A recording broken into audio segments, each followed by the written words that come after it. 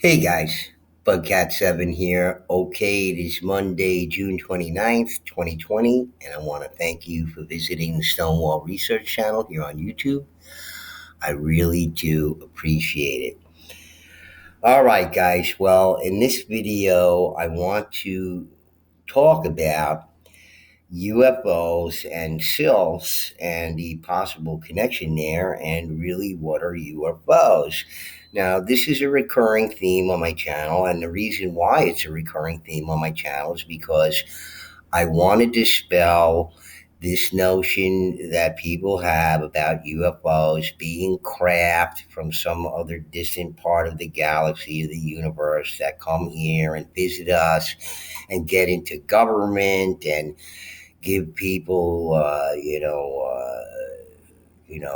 probe them and abduct them and subject them to medical examinations and all this kind of crazy stuff that you get from the History Choke channel. Okay, so look, guys, I'm sort of begging you and imploring you, turn that garbage off. Okay, they're not giving you the truth there, folks. And they're sending you down all kinds of rabbit holes trying to get you to be distracted from the truth. Okay? And I've gone to great lengths on my channel to try to dispel this notion about UFOs. I'm sort of on the in with Stephen Hawking's feelings about this, despite all the other nonsense that he talks about. This is one thing that I sort of agree on. He said that if aliens are coming here and visiting on us here, or if they will do that, okay, they're probably going to say hello. And if they don't say hello, they're going to kill us all and take our resources because that's what sentient beings are all about on our planet here. So, look, this highly unlikely that they're interjecting in government and doing all of these examinations and all of this kind of stuff. And I give all my reasons here on this channel, so I hope that you will entertain this idea. I mean, if this is such an interesting subject, I have no idea why the History Channel doesn't do anything on it at all. Okay? They're not saying that UFOs might be things that are alive that live in space. Well, there must be a reason for that. Okay? I'm highly suspicious of that. Okay? This would make for great programming, yet they don't say anything about it. It's all George Sulakis with, looks like he stuck his finger in an electrical outlet. His hair is all over the place with that dopey smile on his face, talking about all this stuff. I'm telling you, these people are leading you down a rabbit hole, okay? And they're keeping you from the truth of it, all right? So, again, I want to go over this as I've done before on my channel. We'll review it a little bit or whatever, but I want to talk about Sylphs, okay? And where this idea might have come from. And it's so interesting to me what these things are, and it's so similar to what somebody like example is Wilhelm Reich, okay, has talked about with his ethereal beings, okay, which here you see over here, they don't show any pictures of UFOs. It's all unicorns and all kind of stuff. But why are they trying to keep it from us? Wilhelm Reich was one of the first guys to even talk about these things. And then his work was followed by James Trevor Constable, okay, and his They Live in the Sky, his book, They Live in the Sky, and the Cosmic Pulse of Life. He's showing a representation of a UFO here as a living organism. Okay. But people right away are going to say, no, all these abduction stories, et cetera, et cetera. Well, we're going to talk about that too, because there seems to be a pretty good explanation for that as well. And these people aren't actually getting abducted. So, anyway, let's get right to it. If you haven't heard about sylphs or what a sylph might be, they all stem from this guy called Paracelsus. And if you don't know who Paracelsus is, you're going to find out about it right now. I'm just going to read the first part because we're going to get right to Sylphs. But it's confounding to me that, they give this man so much credit for his pioneering in the medical field and so much respect and everything, but yet his talk about the sylphs and other elementals, they make him seem like the village idiot. So I find it hard to believe that a man with such great powers of observation and such intellect would entertain these sorts of things just offhand or whatever, because, he's cuckoo too. But let's take a look and we'll read a little bit about Paracelsus. Paracelsus was a Swiss physician, alchemist, lay theologian, and philosopher of the German Renaissance.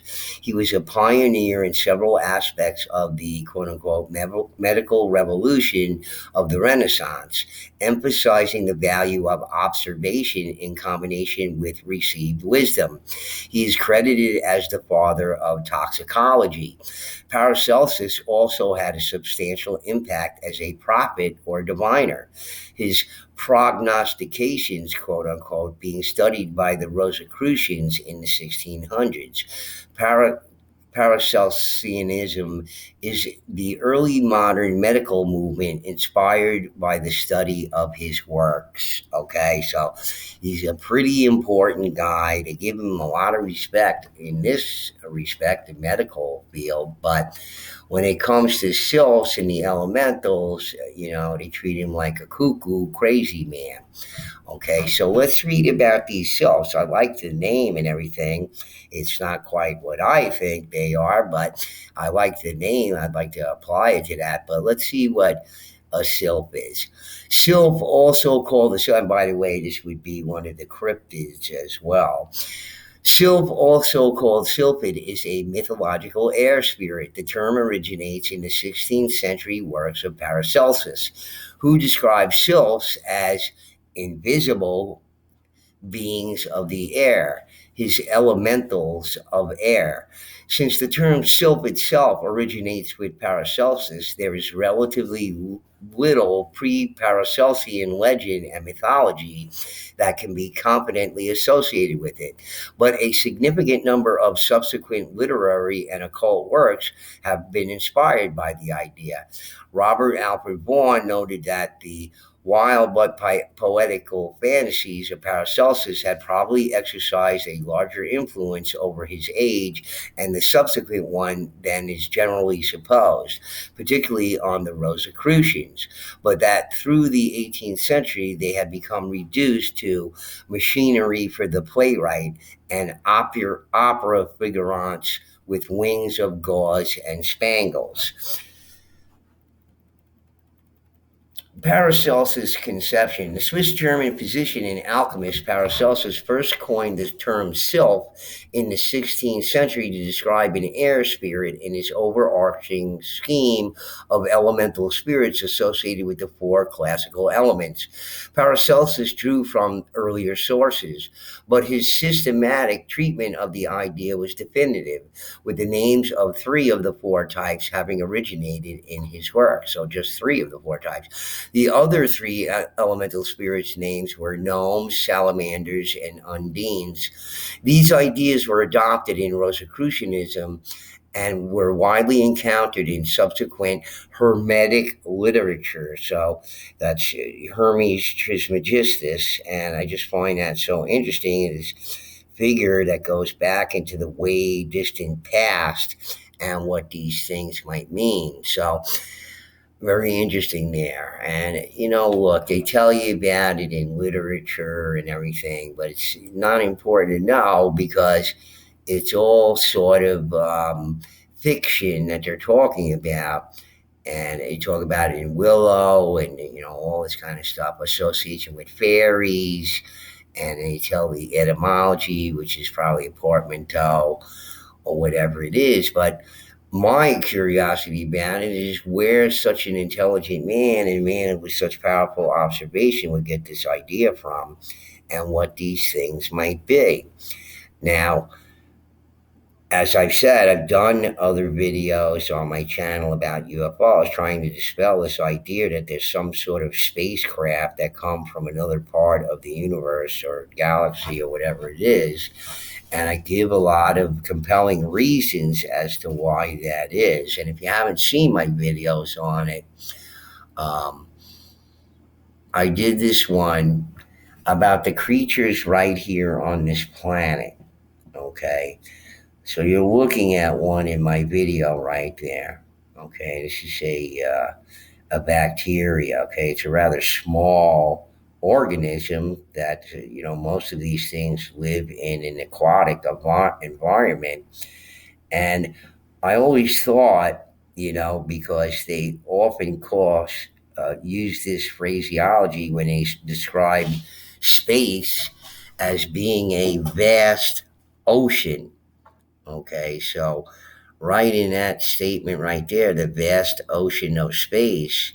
Well, if space is an ocean, well, oceans contain a lot of living things in it. So I give this example in my video on bioluminescence, bioelectric animals, and biomechanoids and their relationship to UFOs. And you can see clearly this thing right here doesn't look like an animal at all. It looks like, some sort of mechanical thing, right?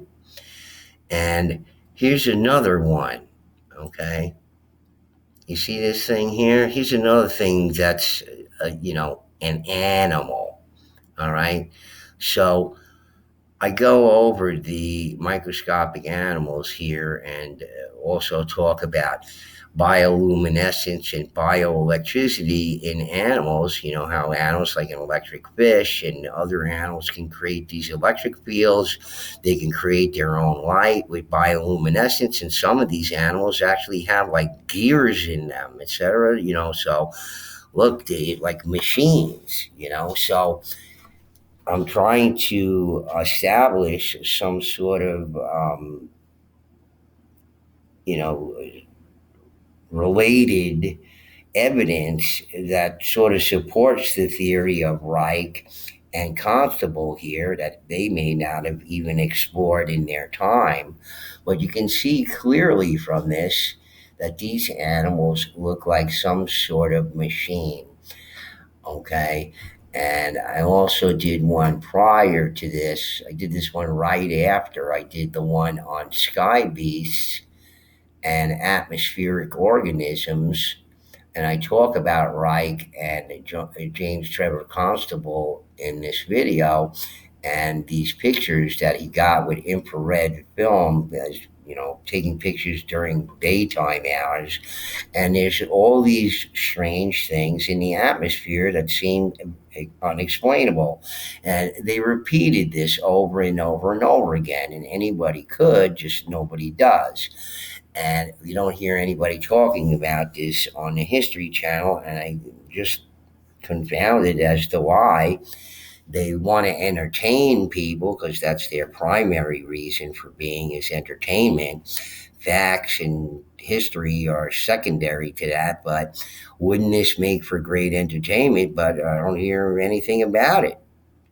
Just hear George Sugalos with his wacky hair, grinning and smiling and leading us all down a rabbit hole. Okay, so please do watch these videos if you haven't seen them.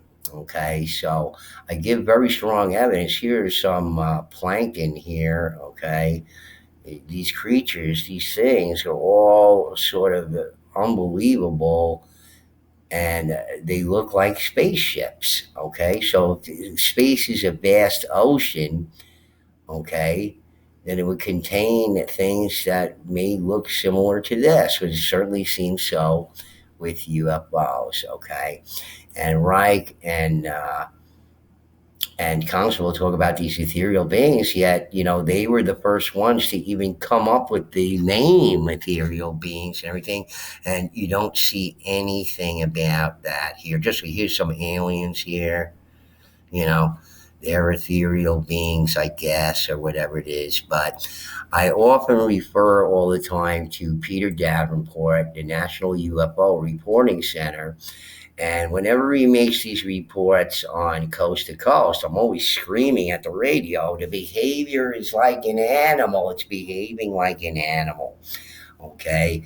And so many of these reports of these things just highly suggest to me that their behavior is demonstrates and resembles animal behavior.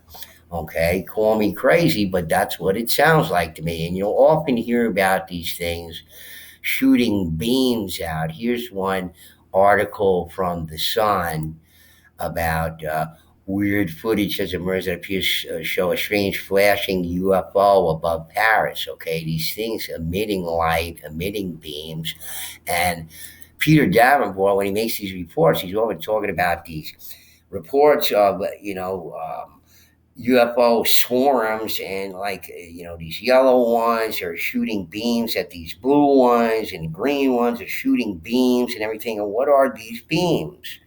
Okay, so I've said before that I said that they're neural neutralizers, and the reason why I say that is because of things like this. UFO sends a telepathic message to a family. Okay, the family standing in a doorway or whatever, and they're completely paralyzed. You often hear about the UFOs and people who have like sleep paralysis, et cetera, et cetera. Well, these things have highly developed brains, like a dolphin. Okay, dolphin has a superior brain to ours structurally. They're bigger, they're more evolved, et cetera, et cetera. It is a creature that lives right on this planet who have a more evolved brain than we do. Okay, and I think this beam that they emit is just an extension of their communication, the way they communicate in space, either through photon or telepathy or a combination of the two, or they're using their brain to either communicate or also use it as a weapon, similar to that of dolphins. And I talk about that on my channel in this video, bioluminescence, bioelectric animals, okay? And it's not such a far-fetched idea. Now, I believe, it's not my own belief, and I heard it from other researchers who pursue this sort of vein of thought on UFOs, that these things have these powerful brains and that they're able to probe our minds. But because they have such powerful minds, our brain can't tell what's going on, beside the fact that whatever language they speak, we have no idea what they speak. So our brains can only make of it what we can. So we're laying there paralyzed, and this thing is probing our brain. Well, it takes us all into this fantasy that this is how our brain copes with it and tries to make sense out of it. We're lying on a table, we're being medically probed because this is what we have here on our planet. I mean, this is what we can relate it to. But meanwhile, these things are just probing our minds, and our minds are trying to make sense out of it. And that's why this recurring thing with the abductions, with the medical examinations or whatever, these things are probing our minds and perhaps even probing our bodies with their minds. Okay. And I know it seems strange and weird and everything else, but this is what James Trevor Constable proposed. Okay.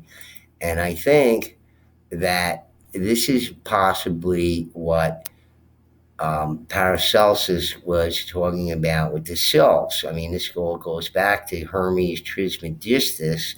Well, who was that guy? I mean, some people say he was an alien that came from another planet or something like that. So, look, folks, I'm just trying to steer you out of the History Channel propaganda, fantasy nonsense, okay? And give you a more rational explanation for what's going on here, okay? I've given specific incidents, UFO incidents, where these things are acting like animals. They're even defecating. So in the first report, I mean, they may be silicon-based life forms. And the Earth is certainly one of those places where you can certainly get a lot of silicon, and also USOs. You find them going beneath the water in the ocean or whatever. Could they be eating sand? Could they be eating some sort of, you know, rock or stone, or ingesting this stuff? Perhaps they need water. I don't know, but it seems to me that the Earth being this, oasis in the middle of space, that they either come here or perhaps even are born here, and then they go off into space, and the young go up into space. I often refer to the Japanese airliner report in, I believe, Washington State or on the West Coast or in Alaska, I think it was, or whatever, where he sees one large UFO that looks like a walnut, or it looks like a tortoise shell or something like that, and it has two little ones with it. It's flying in front of his aircraft. It was also confirmed by another commercial jet airline in his sighting, okay? While the two little ones go all around, they're traveling at 600 miles an hour, or whatever it is. These little ones are going all around the airplane, going all around it, and all the different occurrences with aircraft and UFOs, et cetera, et cetera. Look, folks, go back and watch my videos, please. Look into that's Poirot. I like to watch a lot of Poirot and Sherlock Holmes for a good reason, because I like to use a lot of deductive reasoning when I research these things. Okay, go back and watch my UFOs on sky beasts and atmospheric organisms and bioluminescent, bioelectric, and biomechanoids. Okay, that are right here on this planet. Look at these things. Okay, they look like UFOs to me. Okay, and whenever you see UFOs, okay, and James Trevor Constable shows a number of these, okay. I like this drawing over here. These things that live in the sky, all right. This is what UFOs are, folks. They're trying to keep it from you. I like the octopus ones that they often show with long tentacles and everything. And the fact that these things may look like machines as well, besides looking like single-celled organisms or octopuses or whatever, there's a lot of them, a lot of different species that live in space. They may be feeding on each other. Okay, it certainly seems plausible that that might be. Okay, here's they live in the sky. Okay, and Trevor James Constable says that this thing here is not a craft, but a living creature. Okay, we have things that can live in the most inhospitable places on Earth, at the bottom of the ocean, under so much tremendous pressure, in the Antarctic and Arctic, all of these things living in the most inhospitable places on a planet. Why shouldn't they live in space? And I think what happened out there, in Nevada, okay, is that one of these things either died and was, dropped onto the planet, okay, or they killed it somehow or whatever. They dissected the thing and they found all sorts of things in there that they reverse engineered, and they know, the government knows exactly that these things are living creatures. Like, for example, they dissected this thing and found out that inside of it was all this fiber optic in it. And we duplicated that. There's some people who says that we got that from UFOs, but it's not a machine. It's more like a biomechanoid. And I talk about that in my videos as well.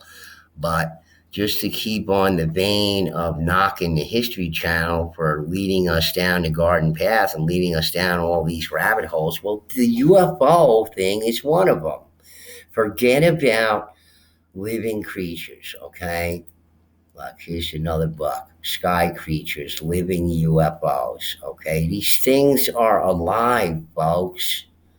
They have powerful brains. That's how they communicate in space. They certainly aren't yelling at each other. Hey, Bill, how you doing? No, they're communicating either telepathically or with their brains, either magnetically. Okay, and they can increase that to actually become a weapon, similar to that what they say dolphins can do with their brains in the water when they go after prey, or even tigers. I discussed this in the videos too with their infrasound. It could be a combination of infrasound and electromagnetic charges. Okay, so look, folks, stop listening to the History Channel, will you? I'm begging you, don't listen to it anymore, okay? These things are creatures that live in space. They're highly intelligent, okay? It could be even that they go to all the oases in space. Imagine if we could talk to them. They maybe you know, um, they breed and conceive their young on planets just like ours throughout the whole galaxy, throughout the whole universe. And they're very common throughout the whole universe. John Glenn looked back to Earth and he saw all the fireflies, which they keep on telling us was all the debris and ice and all this kind of stuff like that. Again, they're always saying, don't, believe us. Don't believe your lying eyes. So I'm very highly suspicious of that. I'm very highly suspicious of the History Channel's agenda because they're wrong on so many things and they admit to it themselves. It's just entertainment. It's not facts or history or anything like that. Okay. And the reason why there aren't a million UFO videos that deal with it from this perspective on YouTube is because all these other people have been brainwashed by all the books and the History Channel. And, this is how they conceived the thing early in the UFO field. They assumed immediately it has to be some sort of craft instead of something alive. But, Reich and Constable were, pretty brilliant men in their own right, and they followed a different path, which you never hear about on the History Channel or on the countless YouTube videos that there are on UFOs. I'm telling you, folks, you're being misled about UFOs. Stop watching the History Channel. Stop buying the books from all of these charlatans trying to give you this thing about the crap and the grays and the blah, blah, blah. I'm telling you, these things have very powerful brains, more powerful than ours.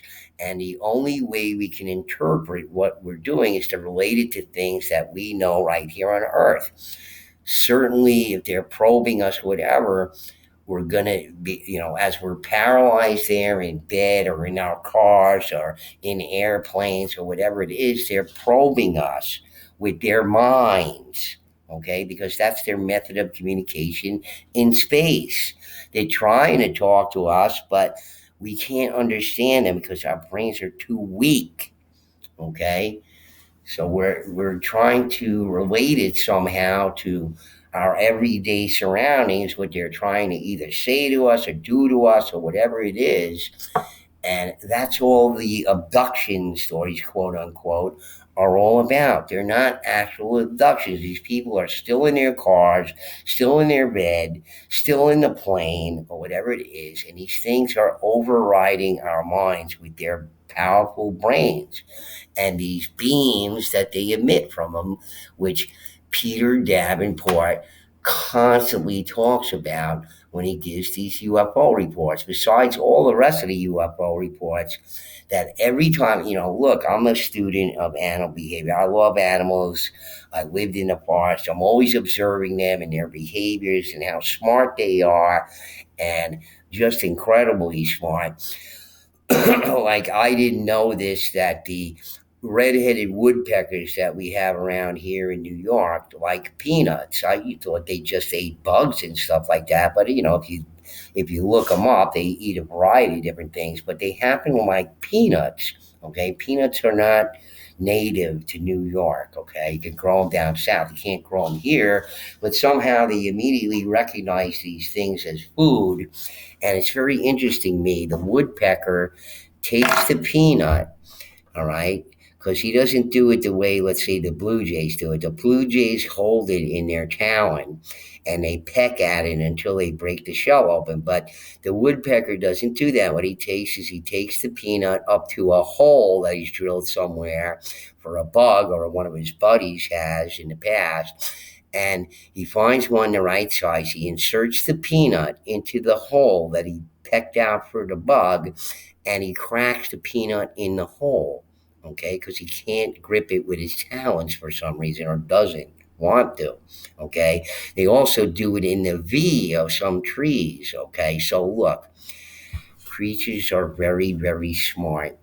And these creatures that I believe that live in space, what we call UFOs, these biomechanoids, like you've seen and read so many times in science fiction, on Star Trek and Star Wars and all kinds of science fiction movies. You've seen creatures they living in space in these fictional, shows and books, etc., etc. It's not a far-fetched concept as far as science fiction goes, but for whatever reasons, they want to push the narrative of these things being craft, spaceships, whatever it is.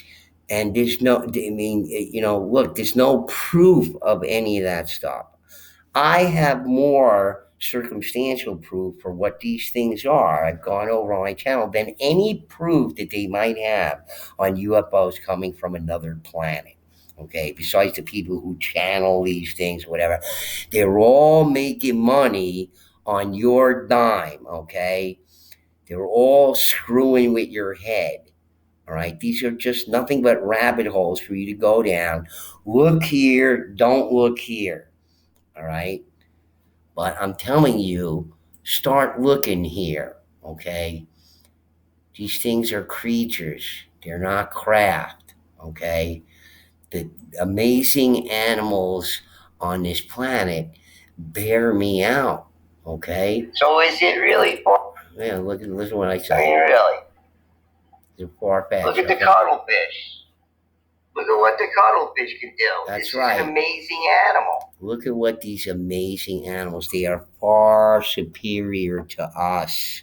Despite the only thing superior that we have over these animals, maybe, okay, because of the dolphin and because of the octopus, the smartest animal on the planet. His big brain isn't that big, yet he's the smartest animal on the planet, okay? But all the rest of their physical abilities are far superior to ours. They're almost like superhero abilities that you read in the comics. Their sight, their vision, their hearing, their ability to camouflage, okay? These things live in space. They're able to camouflage themselves, okay? So well that they just, they're one with the sky. Similar to that, to these fish, that the light receptors on one side of their body, are able to, project the background on the reverse side of their body. You got to think of these amazing things. Here's one for you. The midshipman fish. Okay, midshipman fish communicate with sound. They're so interesting animals, and eagles like to eat these in the northwest there. But you can see these things. Here's on the picture. You see these things that look like stitching on a baseball? Those are the bioluminescent projectors, okay? So you're seeing this thing swimming in the water at night. All you can see is like these little portholes coming from their bodies, okay? Okay, they're distinguished by having photophores and four lateral lines, okay? These things look like portholes on them. Okay, so if you haven't heard about the midshipman fish, look into it. All right, there are amazing creatures on this planet. Okay, and UFOs are also amazing creatures that live in space. They're not spacecraft, folks. That's what the History Channel and the government want you to believe. They know they're living things. They don't want to tell us that because people will get scared out of their minds. Talking about them like they're spaceships with little people in it, it's more easy for them to relate to than them being these giant animals that live in space. Okay? So think about it. Okay? Think about it. And every time you hear a UFO report, either from Peter Davenport or anybody else, or any show on it or whatever, think about it in this context. I'm trying to give you the truth here, folks. I'm trying to get you away from all these stupid notions that they pump into your head through the History Channel and the government about UFOs, about giants, about stone constructions, stone walls. I cover many different things on my channel that you'd never heard before. Well, there's a reason for that, okay? They want to bury that, and they want to give you all of these rabbit holes to go down so you never get to the truth, all right? I know this is startling to some people. I know people watch Ancient Aliens like religiously or whatever, but that's all BS. I'm trying to tell you that, okay? Why would they kill Reich to get rid of him? Just because of his orgone energy, or he didn't pay his taxes, or he didn't come to court when they ordered him to, or whatever it is? Why he died in jail? Okay?